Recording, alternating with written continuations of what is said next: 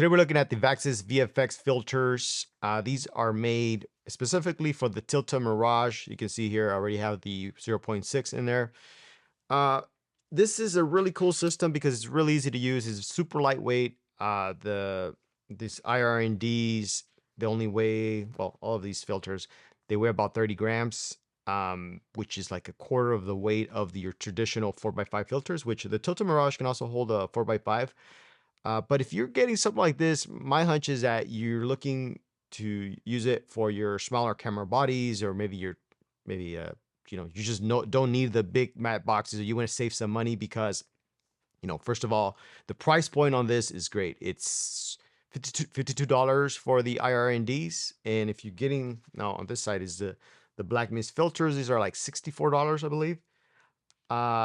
If you compare that price to your 4x5 filters, you're spending about $250 to $300, $500, depending on what brand you get for those regular 4x5 filters.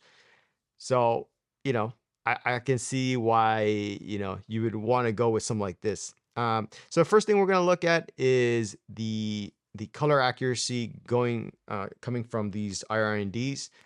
I like to see if there's any color shifts going from the 0.6 to the 2.1. This is the 7 stops, which is what I use most of the time when I'm shooting in bright sunlight outdoors.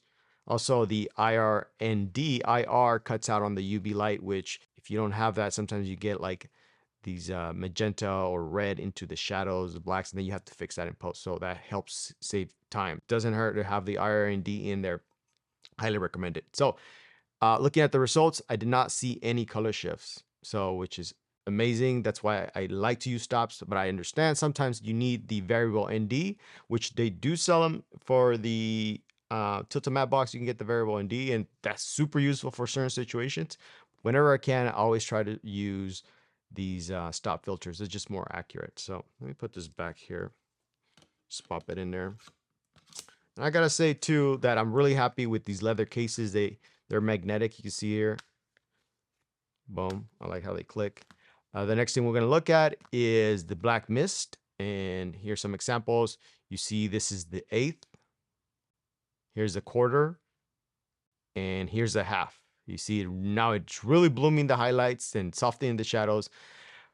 For most of the time, I'm only using the 1/8. Only want to take off the edge of the digital sensor, or sometimes I go with the 1/4. I almost never use a 1/2, but I could see that could be something you might use in something that's super stylized.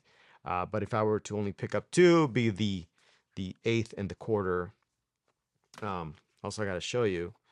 Let me pop one out. You see they're all, well, you might not see in this shot, but it's all scribed here. It says Vaxis 95. There's 95 diameter, 1/8 black mist. So every filter has that inscribed. So you're not wondering what it is if you end up switching it from one pouch to the next. So, that's really nice.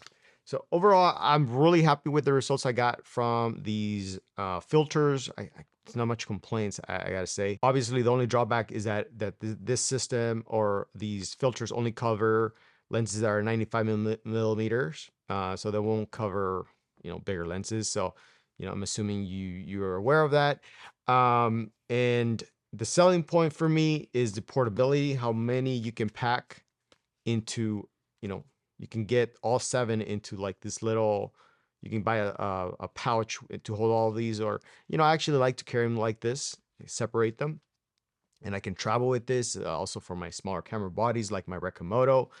I like to use this. I don't like to use the bigger matte boxes. Plus, I'm saving a lot of money on not going with the 4x5 filters. That's another thing. You're saving a bunch of money on filtration. So that's money you can use towards buying other camera gear stuff. So let me know what you think. If there's any questions, comments, please drop them down below. As always, appreciate you for watching. I'll catch you on the next one.